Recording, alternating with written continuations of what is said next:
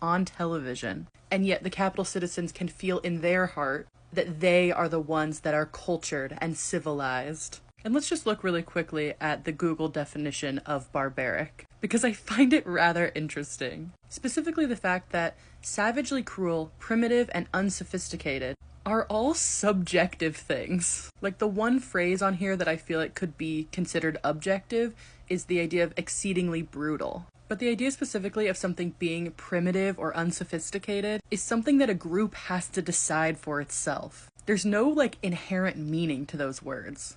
Like, a capital citizen could look at this definition and say, well, we can't be savagely cruel because we're not savages. We can't be primitive because we have technology and because we consume on this certain scale. We can't be unsophisticated because we define what sophistication is. Is it sophisticated that they have parties where there's a drink that makes you throw up so that you can eat more? Is it not savagely cruel to bet on who's going to win or lose the Hunger Games? Not to the capital citizens, because in their mind, they don't see these district citizens as people.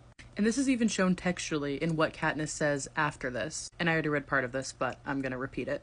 Barbarism? That's ironic coming from a woman helping to prepare us for slaughter. And what's she basing our success on? Our table manners? And this proves my exact point. Because Effie Trinket now sees Peeta and Katniss as human, she now has sympathy and empathy for them. She's now removed them from what she thinks of as barbaric, because she's part of the ruling class and she just gets to do that. And to go even deeper, she is now going to be able to gain personal success from this, from these two children that she is helping prepare for slaughter. And because of that selfish personal gain that she's going to be able to get from them, she's willing to manipulate even her own ideas of what is barbaric and not barbaric. Again, I do think that this is a bit of an obvious theme throughout this book, but I do think it is one of the most important.